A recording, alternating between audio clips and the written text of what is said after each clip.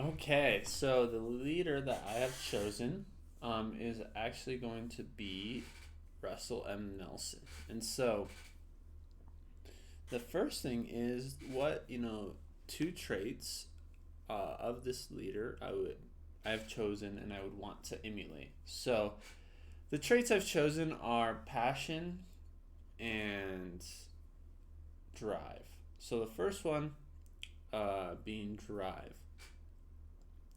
He has really, I think there's a lot of ways you could take drive for Russell M. Nelson. The way I want to kind of take it is kind of how he drives the whole church. I feel like I'm not gonna say he's the first, but he's taken a different approach in exactly how he's driving the church. And I guess if I were to sum up President Nelson's time as a prophet in one word, I would say, or two words, I would say covenant path. He's really driving us to stay down the covenant path, and I find that really awesome. And the other one is passion. You can tell when he talks about the church, when he talks about his wife, when he talks about anything, he really does have passion. He really has found the love in the things that he does, and that is something I think everyone is striving for.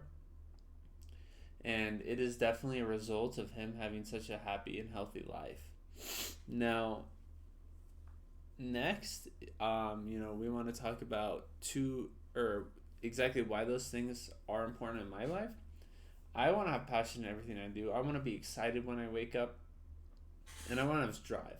I want to be able to, when I leave this earth, be able to say, I did the things that I wanted to do, and I feel successful.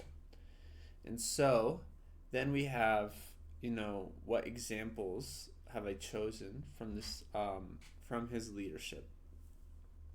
The first example is when he was younger, he worked on a bachelor's and master's degree simultaneously and received both in 1947 at age 22.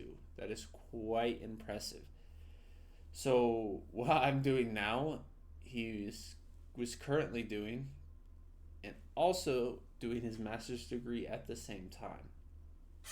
Now, how does that speak to his leadership? It's like a big L type of leadership. He really took upon himself to do everything he can, and to accelerate himself. I mean, to kind of match that with something inside of that, he also skipped the fifth grade.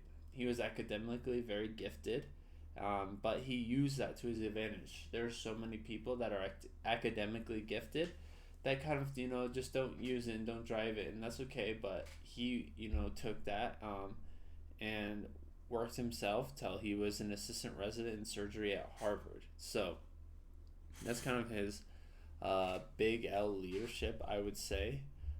The other thing is he leads by example. He asks all of us to stay on the covenant path, and he asks us to get married in the temple, right? And he proposed to his first wife in a pea patch in the White family's backyard. They were married in the Salt Lake Temple, right?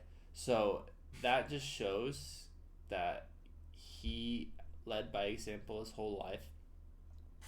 He was doing the things he needed to be, and it's almost like he was grooming to be the prophet, right? He showed us that he can do it all while still being a worthy member of the church, while still not having to sacrifice any of the things that he truly does care about.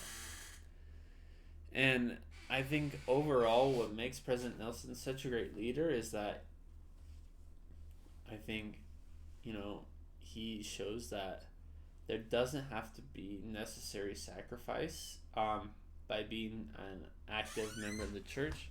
You know, I'm sure a lot of what he did as a kid, and a lot of what he did to get to being a well-renowned surgeon had to do with money, right? I'm sure he would say that to you. I'm sure providing for a family was one of the most important things to him. And it's not like he gave up the church. It's not like he didn't get married in the temple, any of that. He still stuck to it. He was at church every Sunday. And I guarantee you, if you asked him, he wouldn't have the blessings that he had. He wouldn't have been able to succeed as much as he did in his field of work without God and without the Savior and without the church. And so I would just say the number one thing that makes him a great leader is he's led by example, and now he's here to teach us.